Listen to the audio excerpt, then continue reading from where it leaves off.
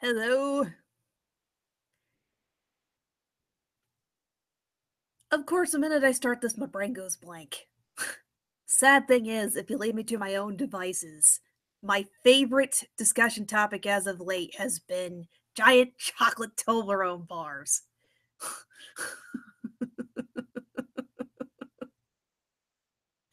Tonight, I ended up getting a freaking chocolate Toblerone bar on the way home from work. Neo Yokio managed to sow thoughts about that stupid chocolate bar into the back of my mind. Gah!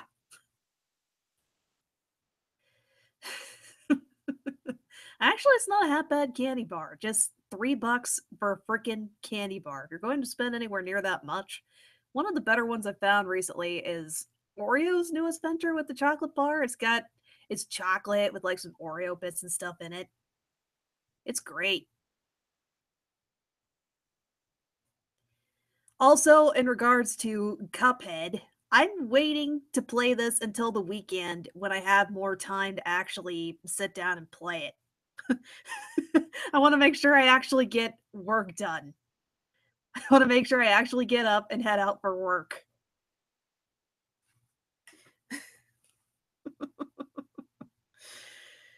In regards to Cuphead, I know it's gonna steamroll me.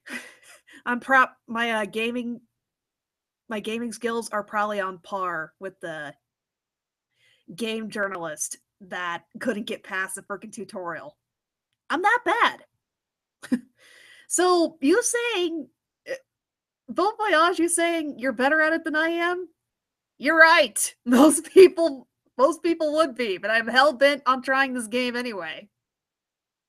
I'm hell bent on it because the it's pretty much any gamer or even cartoon enthusiast dream come true. Just this fantastic mesh between really very gorgeously drawn and animated characters in the 1930s Max Fleischer kind of style.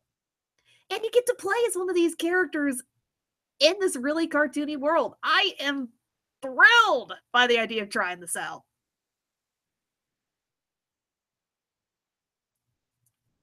One of the it really is the art style and the animation that drew me in. I I watched somebody play through the entire game. I wanted to see what happened from start to finish since I know it's going to take me forever to get through it myself. One of those people where watching somebody play through it from start to finish isn't necessarily going to deter me from trying it myself. Hell, I've watched somebody play through Undertale, both playthroughs before I took a crack at it myself. If this gives any frame of reference for this not really being a compatible genre for me as any kind of gamer, when I got to the part where Undyne starts chasing you around, or where she starts chasing you and mercilessly throwing spears in your direction, I failed on that 3 or 4 times. I ended up giving up and grinding to get the freaking Temi armor. And I had my character wear that through the rest of the game. I wanted to get through the game and enjoy going through the experience myself without having to grind too much or encounter much worse than Undyne. I know some people kind of have a stigma about using the Temi armor to do any run throughs of Undertale. I have yet to go back to the game and just try the pacifist run without it. And I'm not gonna do the genocide run. I'm one of those people that did end up getting attached to the characters as I played through the first time. It's one of those things where no, I don't have the heart to do it.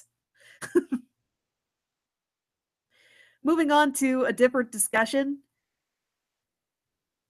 I I heard about Don Bluth finally getting his Dragon's Lair pitch done. I need to look further into that. In regards to Dragon's Lair itself, that's another game I really need to check out.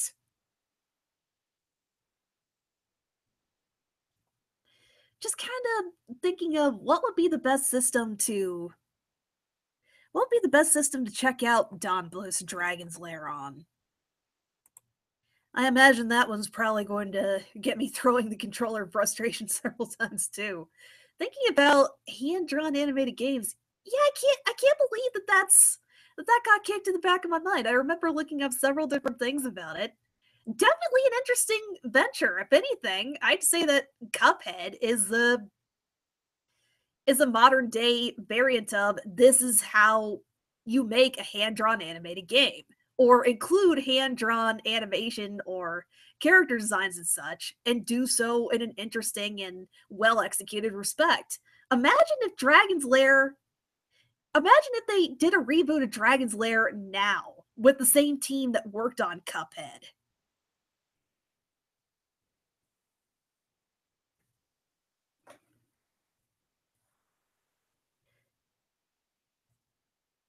In regards to Dragon Lair, definitely hoping that Don Bluth is able to turn that into a movie. I I definitely rush to theaters to go see it. I've been meaning to watch through older Don Bluth movies. The horrible thing is, I don't think I'm quite as familiar with his work as what other people are. I know he's one of the respected greats, and I've seen clips from different movies and his animation in general. I know what kind of impact he's had on the animation world, but the sad thing is, I I haven't seen many of his movies. I grew up during the era when Don Bluth's work was kind of taking a bit of a nosedive. The one movie that I'm familiar with off the top of my head that I remember seeing as a kid was Rockadoodle. That is not one of the better fare. If there's any that I've seen hailed as one of the greats or a must watch if you're going to watch anything by Don Bluth, it's definitely Secret of Nim, or if I'm thinking right, the first All Dogs Go to Heaven movie.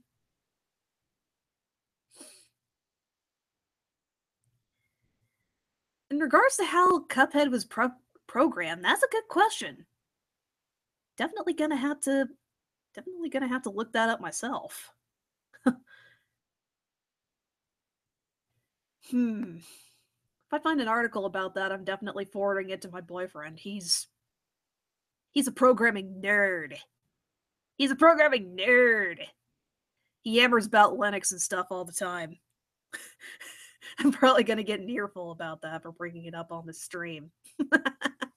Calling it yammering about Linux. Long diatribe about Linux is a kernel. It's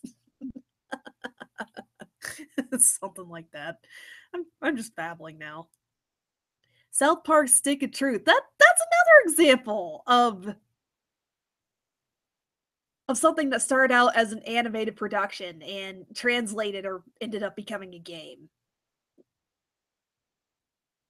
What's even more interesting is that in interviews about Stick of Truth and other South Park related games, that's eventually where two creators behind it want to end up or take things. Once the series comes to an end, we're not going to see the end of South Park. It's just going to be more of a push for if you're interested and invested in these characters, wait for the next game to come out. Oh God, a troll in Central Park. I tried to watch that. I tried to sit down and watch it once. I couldn't. I just there is such a thing as too sappy and saccharine for me. I just couldn't. It's like turning on something and having rainbows blasted into your eyes and eating a whole bag of sugar. That's what watching a troll in Central Park is like. Man.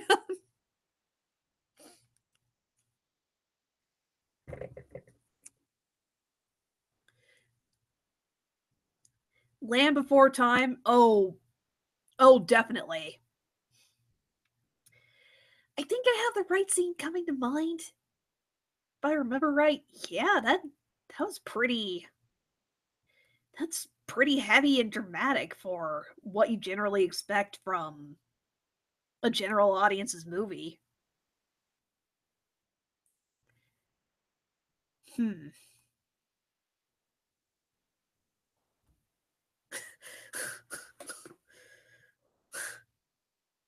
I was thinking about giant chocolate Toblerone bars again.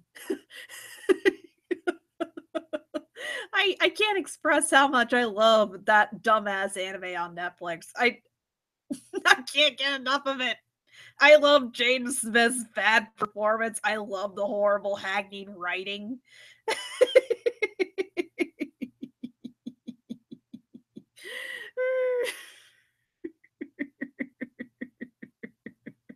One of my favorite scenes is in an episode where the lead character's friends, the lead character's Kaz Khan, his buddies jump into this magic spring. One of them turns into one of them turns into a woman, the other into a panda. Apparently that's a reference to Ranma One Half, an anime that I intend to sit down and watch eventually. But hijinks get to the point where Kaz asks his buddy to play the role of his girlfriend, takes him to a party. And then there's a scene where they're arguing next to the pool, and his buddy is making comments about. Oh my god. Just the way he delivers these lines about the male gaze and gender is on a spectrum and all that stuff. Just everything you've seen in Tumblr blog posts about this kind of thing, or just discussion about gender in general, all those discussions, his dialogue in that scene is a freaking Tumblr post. It's the way it's executed is just fantastic. He says this angrily to Kaz and then pushes him into the pool. And and then there's another scene where Kaz's friend Helena just expresses her views on capitalist scum or something. I I find it a bit bizarre that I watched a reviewer call this a social commentary. Um no, if there's anything that Neo Yokio can be described as, it's parody. It's parody of early 2000s anime tropes or something, or just some of the cliches and such that they go for in general.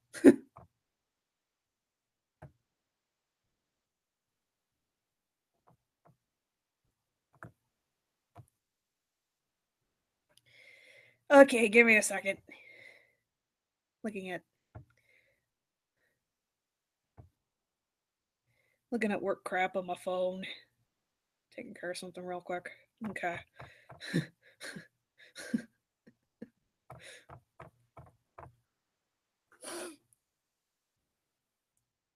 Also, in regards to one of the questions in the chat, how's Neo Yokio? Was it funny bad or just bad bad? I I think it's funny bad.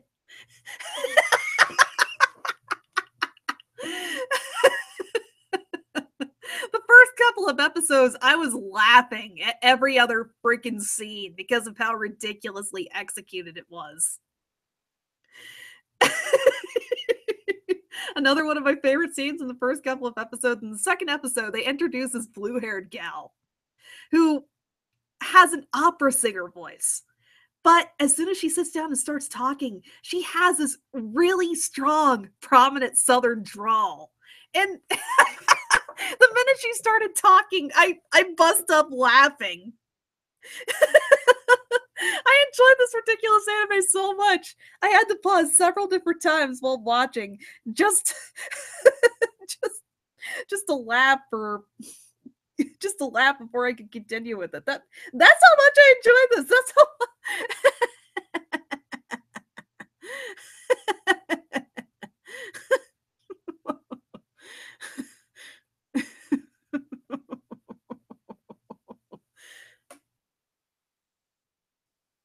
Oh, I saw some of the discussion about Anastasia popping up in the comments. Disney's Pocahontas is definitely a relevant example to bring up here. Being fast and loose with history. It's a template. They work with it as a template and then just kind of go from there.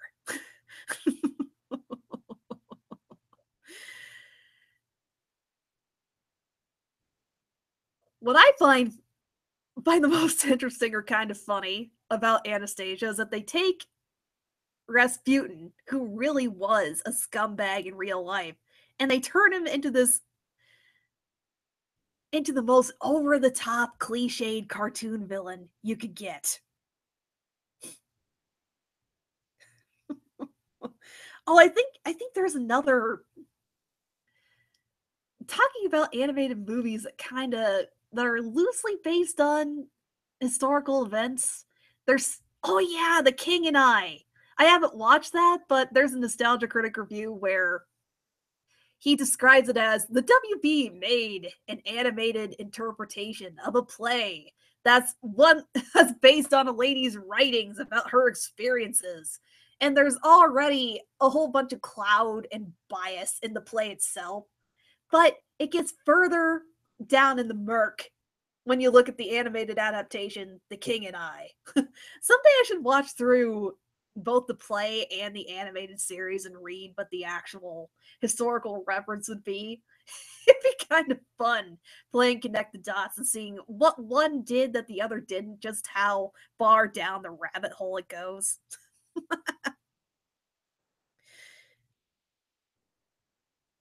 Also, in regards to Neo Yokio, Media Detective, I'd say that's a pretty accurate description. The anime equivalent to The Room. Though, in the case of The Room, that ended up being unintentionally bad. Whoever, the team working on it, even the guy himself who directed and wrote it, he was trying to make a serious, heartfelt piece. And then when he discovered what kind of reception came with it, he just rolled with the punches. Neo Yokio was meant to be. It was meant to have some kind of self aware level of bad from the beginning. Though it kind of bounces back and forth between self aware bad and questionable execution. It's kind of hard to describe, really. I've seen so many different people try to peg exactly what it is. One of the better there's just so many different elements at play there. Hell, I'm I'm being fairly liberal calling it an anime. Actually, if you're going to closely compare it to anything, the art direction, character styles, and animation overall, it's it's a closer cousin to productions like Totally Spies or Martin Mystery than anime-inspired productions like Legend of Korra, Voltron, or Avatar: The Last Airbender. It takes influence and inspiration from anime, yes, but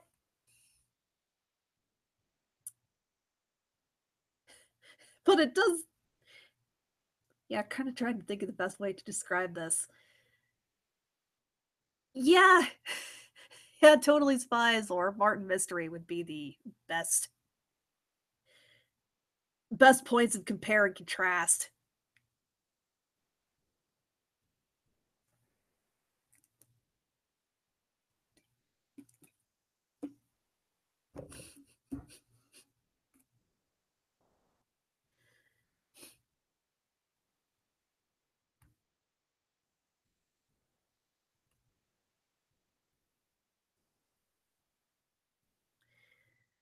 Disney's Hunchback of Notre Dame with the original book. Oh boy. If I ever sat down and did a compare and contrast with that, I'd definitely put some kind of viewer or reader warning beforehand.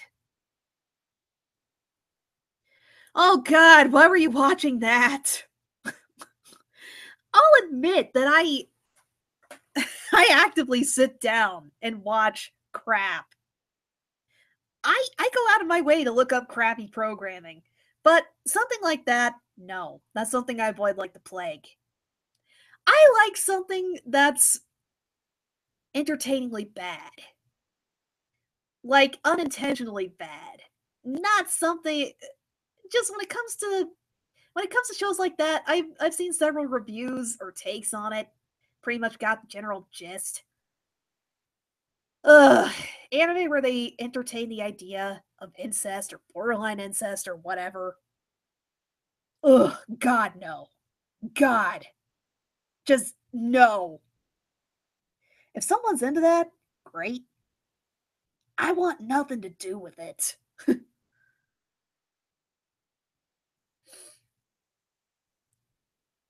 Oh, I've seen My Hero Academia too. That was a pretty solid anime. I liked it.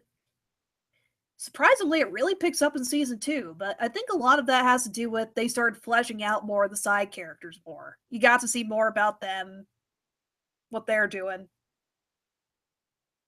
I'd even go so far as to say that Bakugo, a character that I absolutely despise in season one, had trouble relating to or empathizing with in any way, shape, form, or respect. I actually started liking him near the end of season two. A big part of that had to do with his fight with Uraraka. Ah, God, I'm probably mispronouncing or butchering their names horribly here. This is going to be a pretty major. I'm going into spoiler territory here. The fight between Bakugo and Uraraka. I'm not going to get into too many details here. Don't want to spoil that for anybody who hasn't seen it. Okay, this probably is going to be a big spoiler, but fuck it. I'm going to discuss this anyway. Why I like that particular fight is that people who realized what was going on during the fight itself noticed that Bakugo was going in full strength, guns blasting, for lack of a better way to describe it, because he wanted to test Uraraka's strength. He wasn't underestimating her and wanted to see how far she could go, just how strong she was. Just the fact that he knew that she was capable of something impressive. That made me like his character a lot more. The thing is, the guy comes across as hot-headed, arrogant, almost psychotic in some scenes. Just, but he he respects other people's abilities and strengths. The fact that he was pitted against somebody that most people were already setting up expectations for. Oh, she's going to lose because this guy is a big bastion of firepower. He's the strongest in the class. He's going to knock her out easily.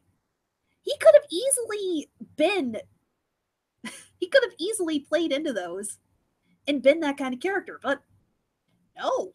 We see we see another dimension of his character. It's probably brought up or explored or even touched on in other episodes, but it just really shines here when they bring up the difference between Bakugo going all in comparison with the audience's reactions like, you need to pull back, you're being too harsh on this defenseless girl or something like that.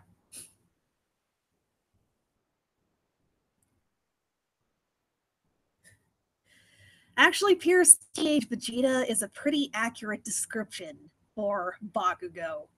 He just hasn't gotten to this. I'll admit, I really like Vegeta from Dragon Ball Z. If Bakugo ends up getting to the same point that Vegeta is, where he's kind of temperamental, but he can keep himself in check, he has a good side or a softer side to him, but it doesn't pop up very much. I I definitely like his character a lot more. If he ends up being close or a similar kind of character archetype or take like Vegeta, he's probably going to end up being my favorite on the show. I'm just going to say it right now. I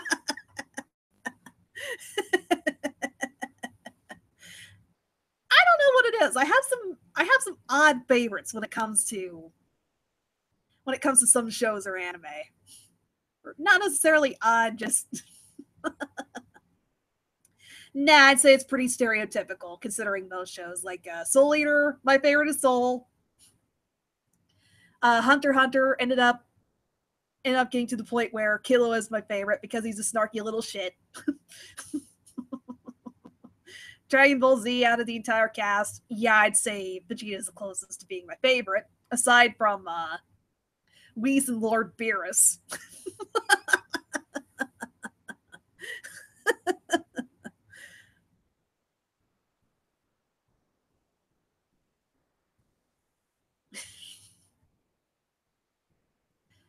characters tend to be obnoxious, ornery, or snarky in some way, shape, or form. A lot of them tend to be that. It's not always the case, but a lot of them tend to be.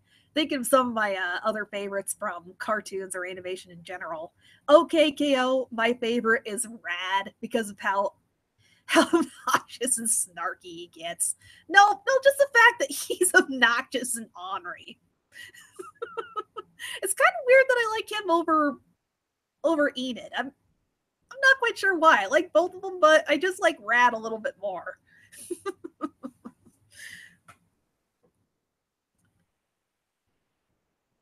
In regards to first anime I ever watched, kind of trying to think here. I hate to say it, but I don't remember the very first one I ever watched. I was in the same camp of people that watched Toonami growing up. So I'm just going to rattle off a list of anime here. First ones that come to mind. Dragon Ball Z, Sailor Moon, Tenchi Muyo of all things. Watched a few episodes of that. Looking back on it now, I'm wondering, why the hell was I allowed to watch this as a kid?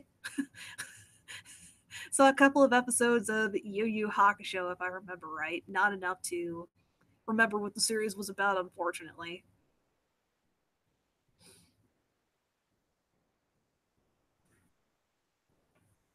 Oh yeah, Yu-Gi-Oh was in that camp too. Oh my god.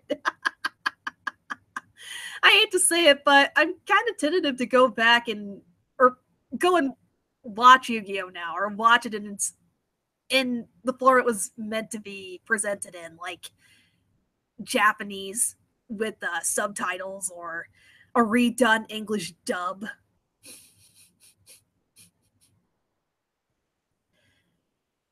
I don't think I could. There's part of me that just loves the over the top camp that comes with the 4Kids Entertainment version of Yu-Gi-Oh. The most recent Yu-Gi-Oh I've seen, or obviously the Yu-Gi-Oh abridged series. Oh my god! Just had to bring up Zork. Of course you bring up. Gah, can't speak right now. We do not speak of that abomination from hell, okay? We do not. Oh, I've seen a little bit of Yu-Gi-Oh! GX. I loved it when it was on. I remember keeping fairly avid tabs on it, and then I just kind of drifted off when too many different characters were introduced, and Cyrus got overshadowed by some other new pretty boy with teal hair that people like to pair Jaden with. And my personal favorite side character, Bastion, he didn't get much screen time. I was very bummed about that. He was a nerd that took the time to think about every freaking probability of what could happen during a card game. It filled his walls with mathematical equations. Looking back on that now, that's fucking hilarious. It'd still be my favorite now, just because of ridiculous details like that. I'm going to apply my mathematic prowess to playing this children's cards game.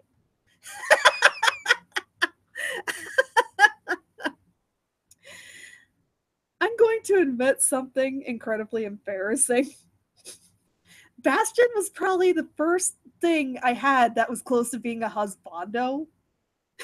Oh my god, my best friend in high school, he gave me shit about it all the time, even long after whatever weird ass crush I had on the character faded. He wouldn't let it drop. He tracked it up for years afterwards just because I confided in him that I liked.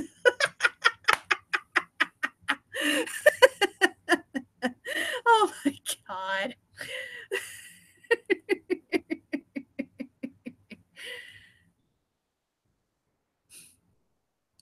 I've seen some of Beyblade. I remember watching the original series, a couple of episodes of it. And for some reason, I can get behind Yu-Gi-Oh! I was invested in that. I was on board with all the camp and stuff that came with that. But Beyblade, I just couldn't. That was the one that point and laugh at and say, "Let it rip!" Make all the jokes of make every joke I could think of about it. That was too campy for me. But Yu-Gi-Oh was fine. It's weird looking back on it now.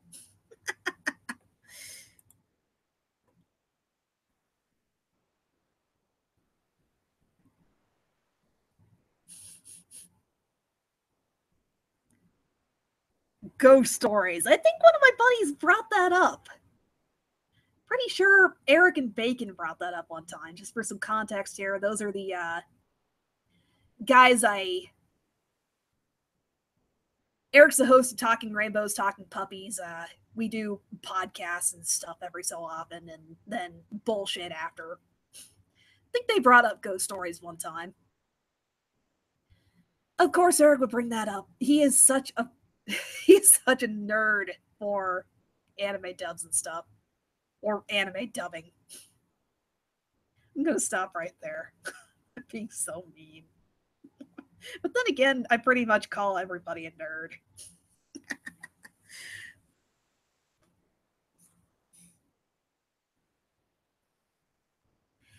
Sir Bon Voyage in regards to Pokemon and Digimon. I definitely agree. Of the anime that I watched as a kid, I would watch Pokemon or Digimon before Yu-Gi-Oh! It depends on my mood though. If I were in a goofy mood though, I definitely queue up Yu-Gi-Oh! Just to laugh at the over-the-top voice acting and Yugi's antics and stuff on there.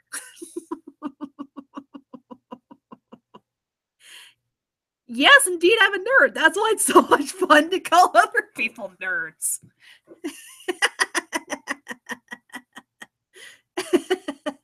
Pretty sure Adventure Time started that. This whole trend of calling people nerds and it being it being adopted as a pseudo affectionate insult between groups of friends or something.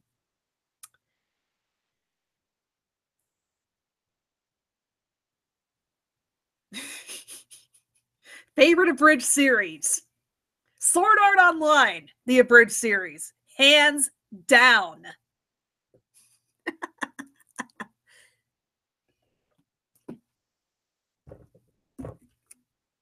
My tagline on DeviantArt, they still let you put a ridiculous quote or something under stuff you post on there.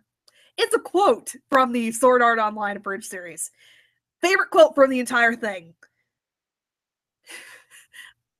I'm probably going to butcher the line right here, but Kirito and Asuna ate a level 100 cooked rabbit or something like that. And then Asuna pulls out a couple of sandwiches in a later scene.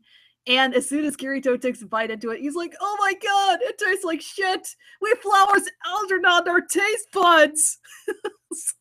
Along those lines. My god.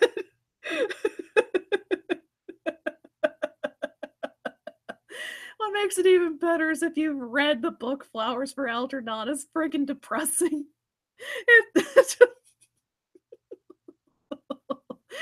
In context, it's freaking hilarious because of how horrible it is.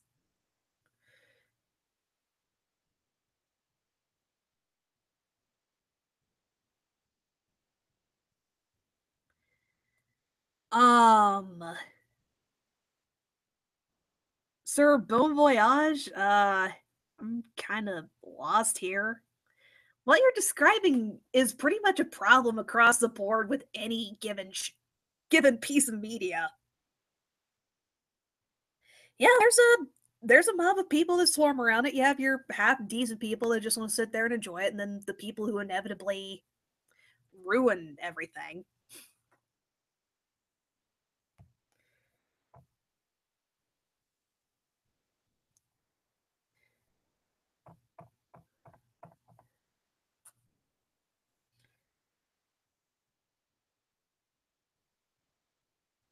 Hmm. I still need to watch through more of the Yu-Gi-Oh! Bridge series. I've seen later stuff, but I haven't really looked too much into the into the American Bakura stuff. Considering how often those two pop up and the fact that that's been requested for a Shipping Corner video, I really need to check that out.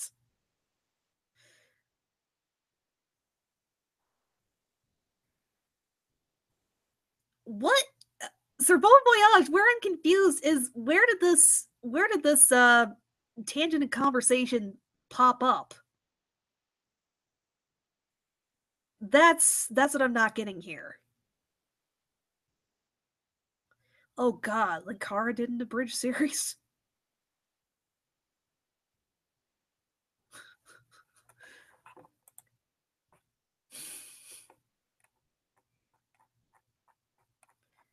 Blah.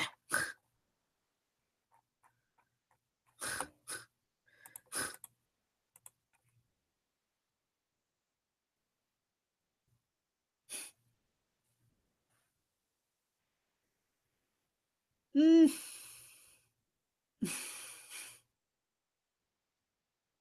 Oh, April Fool's video, that makes sense. I know Linkara's popped up a couple of times for Little Karibo's Yu-Gi-Oh stuff.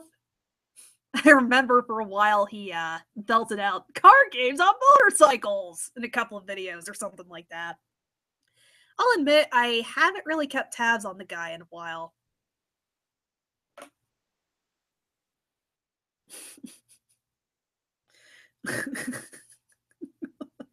Sir Bon Voyage. Tumblerinas were pounding away at their keyboards the moment they became Tumblerinas or the website Tumblr launched. It's kind of weird to think that there was a time when people like that weren't on the internet, where you could actually say something and it was less likely that you'd see a bunch of people popping up in the comments saying, I'm offended by this. It's kind of weird to think that there was a time where that was less often or less common. Oof. I'll be brutally honest. With some parts of fandoms anymore that pop up, or what kinds of dissertations that pop up, you really gotta kind of rake through a bunch of bullshit to find anything that's interesting.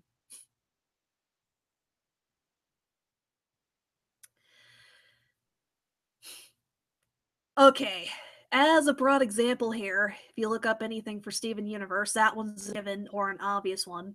One of the more recent ventures I've seen pop up were some people's reactions to the episode's second first date for OKKO.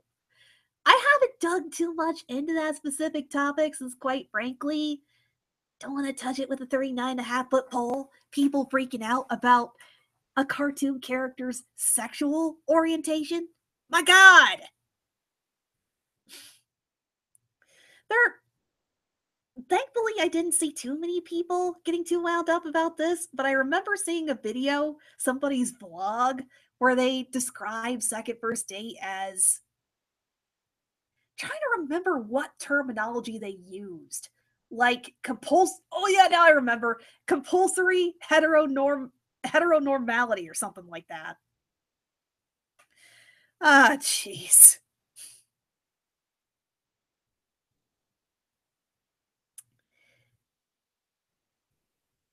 Okay, I'm going to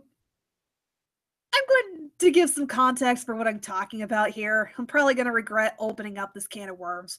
But in OKKO, there's an episode called Second First Date. I'm going to give a little bit more context before going into this, though. In earlier episodes, people headcanoned that the character Enid was gay, and they were getting all excited about it and like, we're gonna have a gay character in a gay relationship. She's so gay about this gal named Red Action or something like that. And then Second First Date pops up. They give a little bit of backstory for the relationship between Rad and Enid. Apparently, they dated back in middle school. And as soon as people saw the flashback sequences or clips from this, they were freaking out. Or some people were, not everybody. And they were like, no, my head canon's dead. Thankfully, I didn't see too much reaction or too much coming from that particular episode. But from some of the searches or sort of the skimming the top of the water searches, I saw a video pop up for OKKO where it was titled something like OKKO second first date and compulsory heteronormativeness or something like that. Just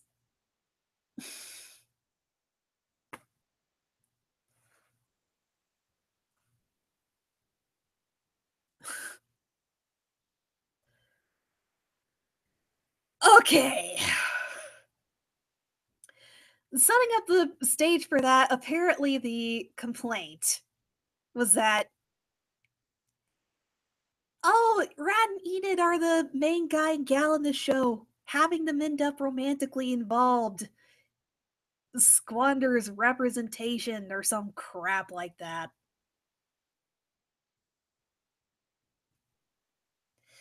Quite frankly, I don't see a problem with just going ahead and altering your head canon and saying that Enid is bisexual or something like that. I don't see what's wrong with just going in that direction. I don't really see the big deal. Overall, that particular episode translated as more of a character building thing for Rad and Enid, more like strengthening their friendship or strengthening their overall character a bit more than anything really romantic. There is some context there. There is strong ambiguity that it could be taken either way. But when it comes down to it, OKKO doesn't come across as something that's really going to. They might explore that in a later episode. They might be setting up something with Enid and Red Action. What drives me nuts is that people didn't stop to think that, yeah, just because they implied or just because they said that Rad and Enid dated in the past, it's not a constant in the series. There's still room for either one to pursue somebody new. They could very well have an episode where Enid goes on a date with Red Action and KO and Rad help her prepare or something like that.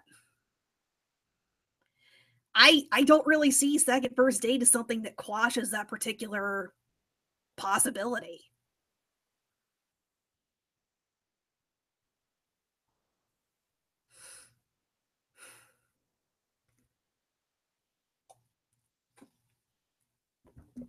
Overall, though, I don't see the cartoon really deeply exploring romantic relationships or anything like that. If anything like that even pops up, it's a subplot.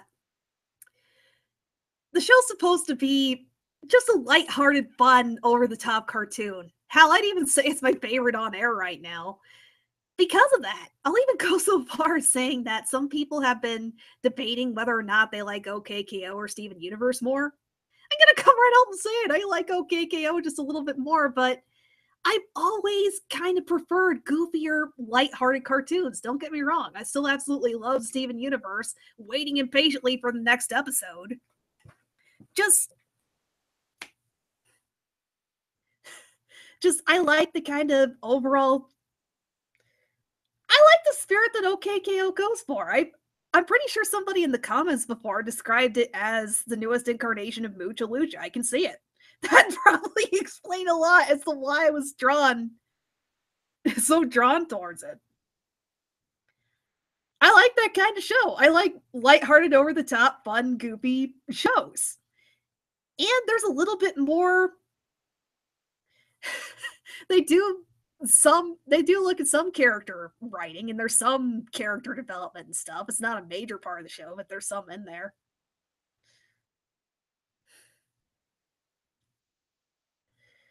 Ah, crap. I went down the rabbit hole. Went down the rabbit hole of bringing up this topic. I really shouldn't have.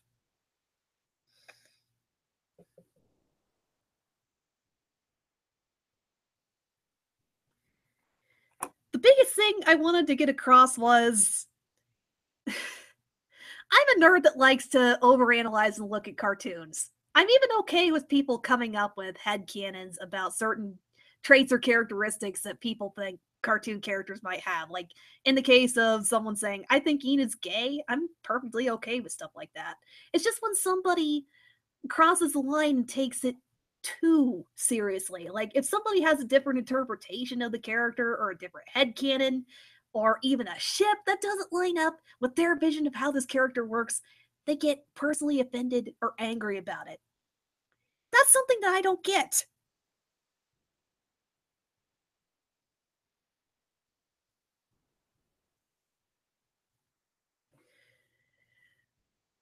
Okay, yeah, going to get off of this particular discussion topic. Changing gears here. Okay. Interesting, interesting topic to bring up there. Steven Universe is trying to beat Samurai Jack and who can have the longest hiatus. Oh man, I hope not. I really hope not.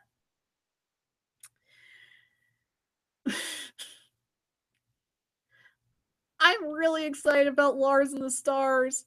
No, no, I don't want to wait too much longer.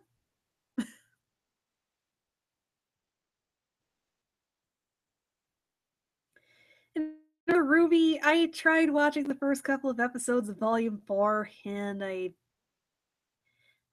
don't know, somewhere along the line I think I just lost interest. I can't really weigh in on that particular conversation. I can imagine that if Ruby got any screen time in Volume 4, they probably dropped a few more red herrings about the Silver Eye Warrior thing, but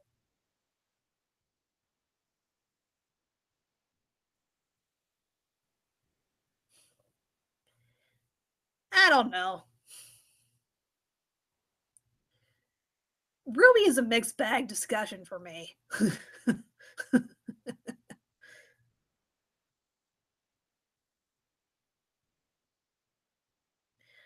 Oh, 2 more years for.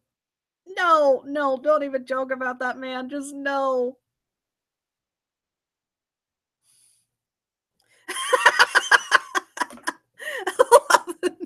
Oh my god. That is a valid point to bring up. I think I read somewhere that the design for Ruby and Steven Universe took some notes from OKKO.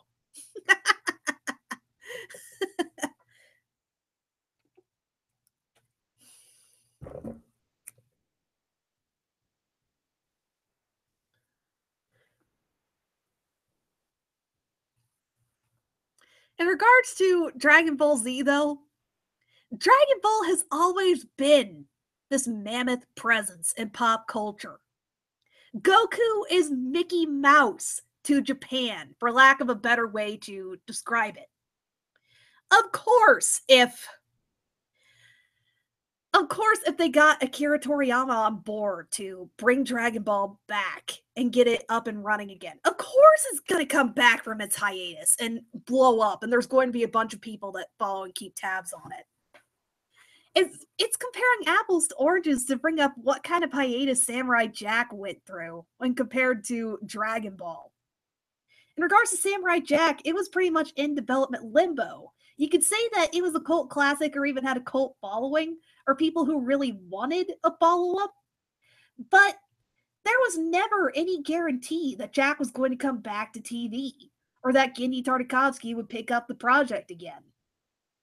It's a bit more notable that Samurai Jack made a return to television in regards to apples and oranges kind of comparison.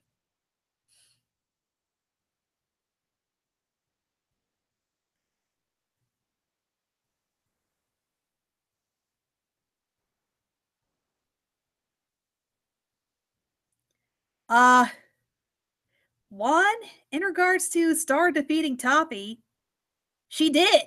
She did so in the newest TV movie.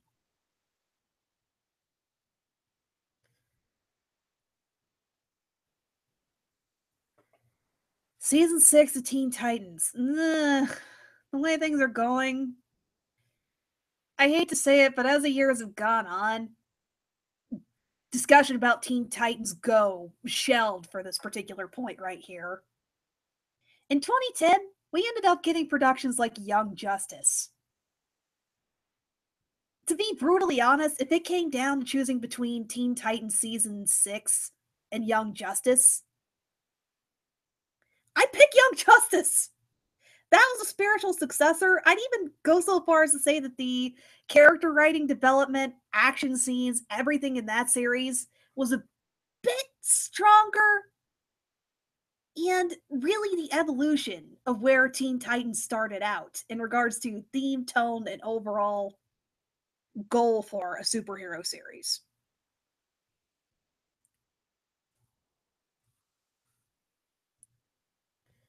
Honestly, I'm okay with where the 2003 2004 series ended.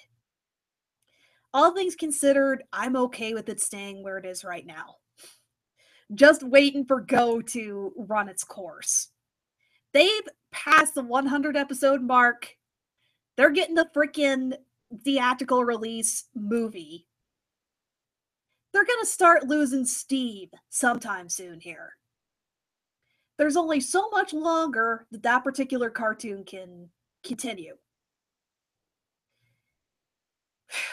If there be anything that I'd be disappointed by, it there's anything that I'm personally disappointed by in regards to Cartoon Network, it's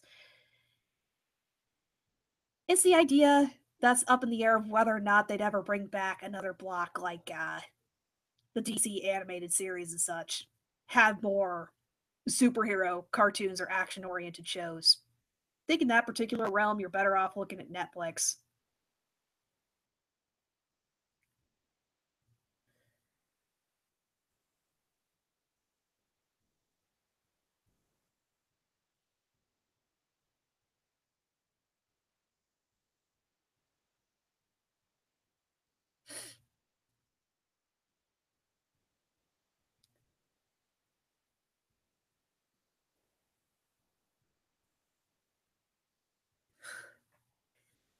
Go isn't gonna go as long as The Simpsons.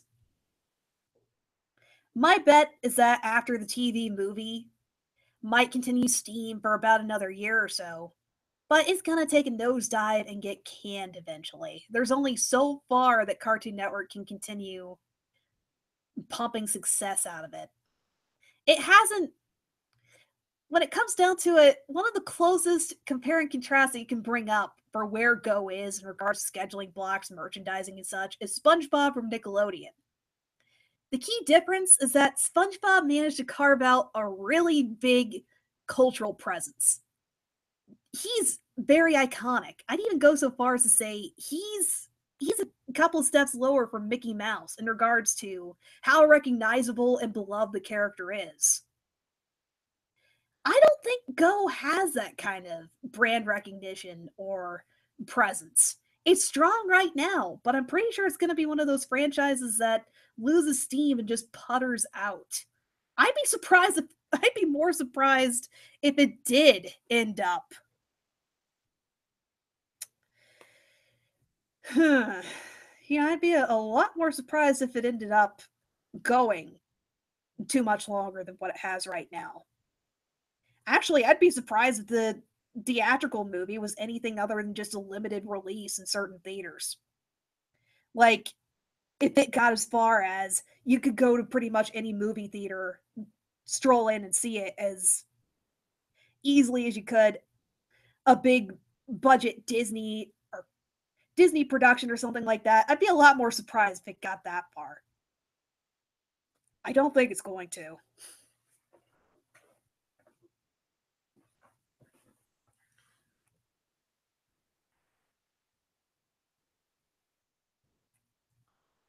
Hypothetical situation. Rick from Rick and Morty got to a fight with Xavier from Xavier Renegade Angle.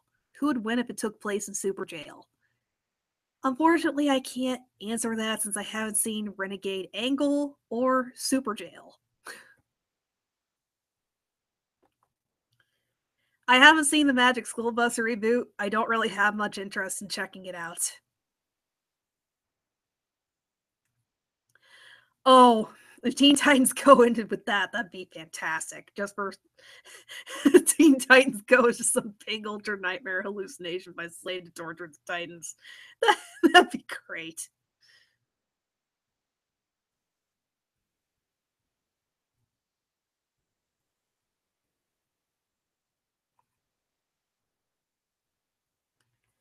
Big Mouth is scaring? Are you referring to the new Netflix series, Will? Just asking to get some context here.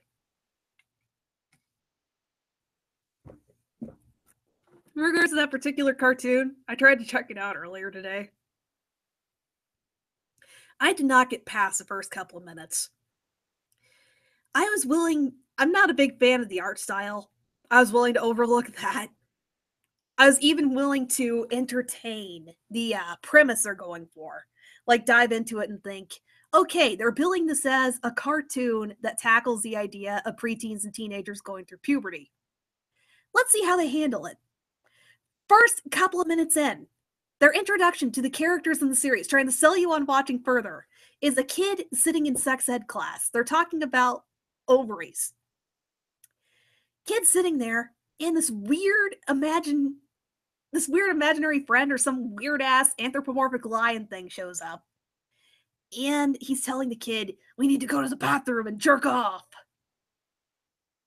As soon as that came up, the impression I got was, is this show going to be this one note? Intro sequence pops up.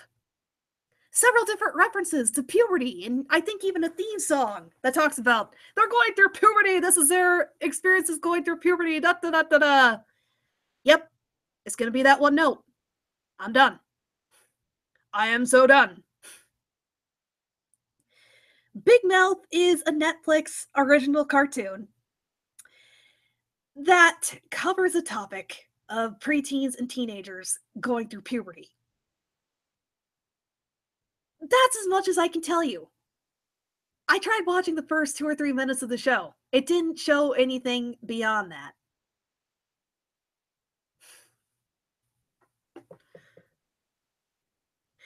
Will, you watched 2 episodes, you made it much further than I did. That's for sure. If this if this means anything, this is coming from somebody that managed to make it 5 minutes into the freaking Bubsy pilot.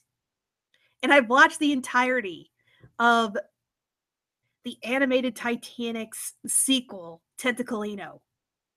I've managed to watch through those pieces of shit, but I couldn't get past the first 2 or 3 minutes of this cartoon. I'm gonna try again, see if there's anything more to it than what I got from the intro sequence. I'm one of those people that's willing to give something at least a couple of episodes to see if it picks up or goes anywhere. But I have very little faith. I have very little faith in this.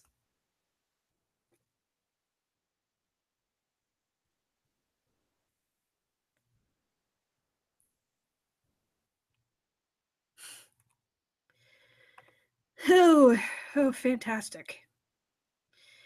Fantastic. Yeah.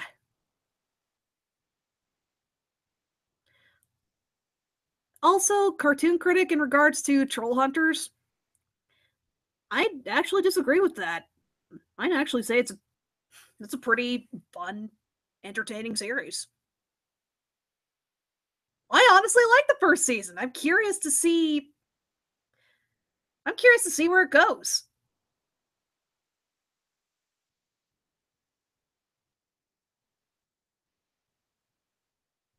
What is worse, a cartoon that is boring or a cartoon that's bad? Hmm. To be brutally honest, both of those can be fairly subjective ways to describe a cartoon. Personally, I'm willing to stick with a cartoon if it's so bad it's entertaining, or it's one of those things where it's like watching a train wreck. You're curious to see where it goes.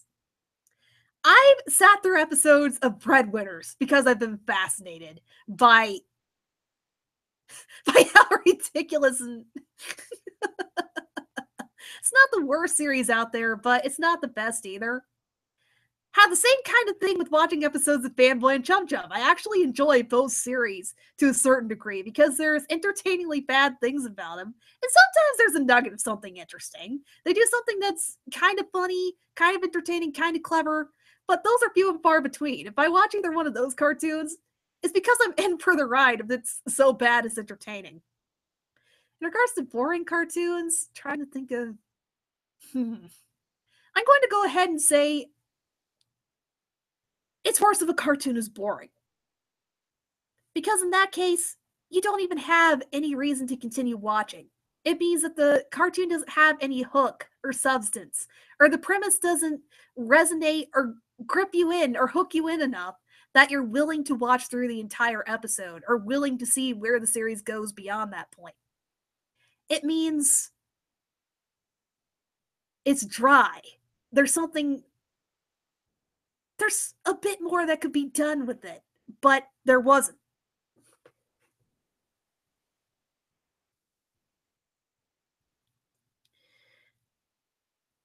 Wakfu. The title of that sounds familiar, but I don't think I've seen it.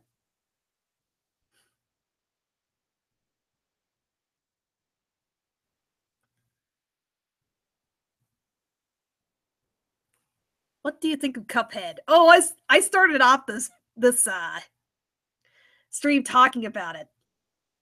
I have watched somebody play through the entire thing, and I am itching to try it out myself. I'm just holding up until the weekend, so I have a big ass bunch of time to play it because got work tomorrow.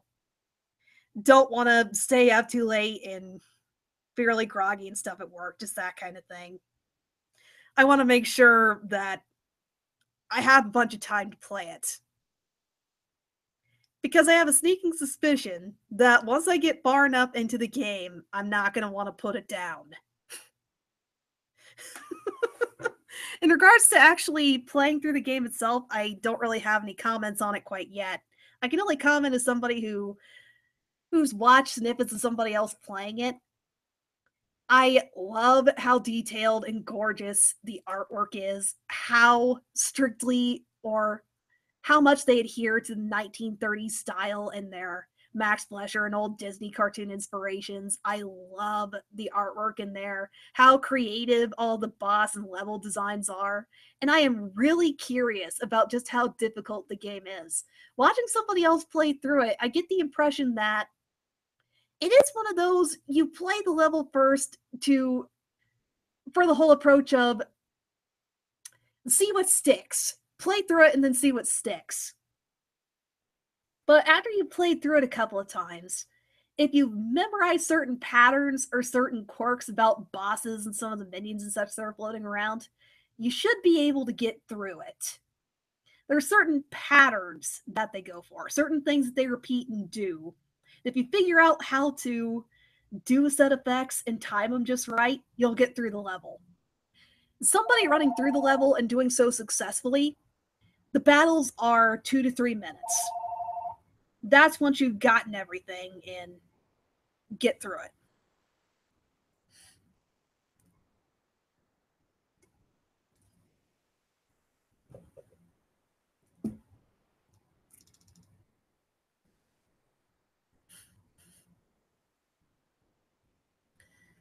Will, in regards to how to draw books, okay, okay, I'm going to let. Okay, I'm one of those. I have a bachelor's in fine art. It was a fairly generalized degree, so I don't specialize in anything specific. But in learning how to draw, one of the biggest things I would advise against is leaning too hard on how to draw a book or even pulling one out. You're better off taking life drawing classes and forcing yourself through the process of gesture drawing, observation. It's frustrating. It's frustrating to sit there and be told he or she is only going to stand in this pose for 30 seconds. You need to get something down on the page. You need to get the gesture. You need to get the basic shape. But the purpose for doing that is to get you drawing more quickly, to get you thinking of, to get you sketching faster, getting a feel for how the body moves and how different things relate to each other. It's one thing to sit there and study anatomy books or even look at stock references or photos and such. There's a lot that you can glean from studying resources like that. That's actually where I got a lot of my experience from, sitting there and making myself try to recreate what I'm seeing on my computer screen or in photos. But there's only so far that you can get with that. If you want an expressive emotional quality to what you're drawing, like let's say you're drawing a person or an animal, watch the real thing. Try to capture the motion or try to capture the motion or essence of the real thing.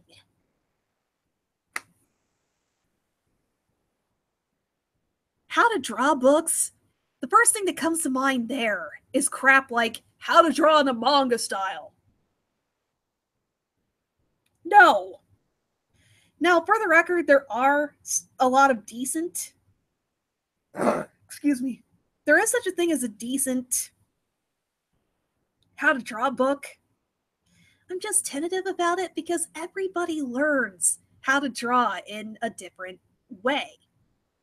There's different approaches to this kind of thing. There's no cut and dry approach. Hell, I started out with digital media and transitioned into traditional. It just depends on what you're going for. Now, the reason why I'm pushing the whole life studies class is because that's a fantastic tool, whether you're going to be drawing cartoons or really trying to go for realism. It's a good process in general. But how a person gets to the skill level or proficiency they want to, that depends on what their overall goals are, what they're trying to do, what kind of subjects they're looking at. A book can't really encapsulate that. That's my biggest beef with it, to be honest.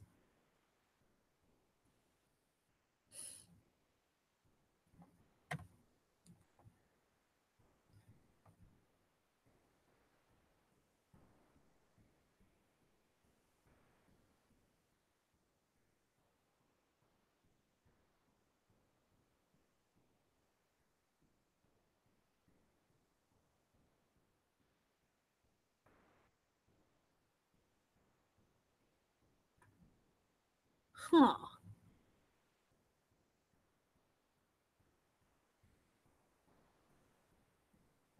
Okay, sorry, Will. I went off on a really rambly tangent there.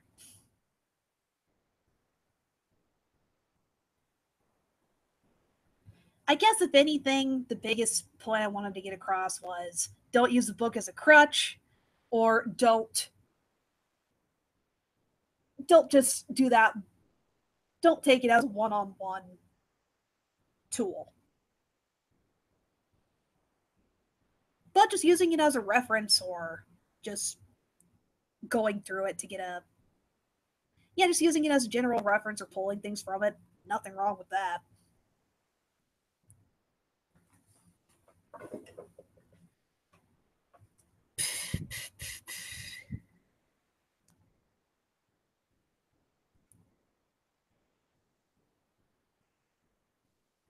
Alrighty. Not entirely sure how long I've been streaming here, but probably going to wrap things up pretty soon here. Yeah, gonna wrap things up. And gonna shoot for a headcanon hive this Saturday. Not 100% sure what the topic is. That'd be the best time that works for special guests that's going to be coming on. One last thing I want to end this on, if anyone's interested in being a special guest on Headcanon Hive, you're more than welcome to hit me up on Tumblr or DeviantArt and I'll arrange something. Just going to give a heads up. I before you're going to come on, I like to have a 20, 30-minute icebreaker so everybody gets to know each other. We establish a rapport and it's not just dive right into it and get the live event started kind of thing. Shameless plug out of the way. Good night, everybody. And I'm probably not going to keep this particular live event up. This was more just a fun. Wanted to bullshit. Just wanted to bullshit and talk about crap. Good night, everybody.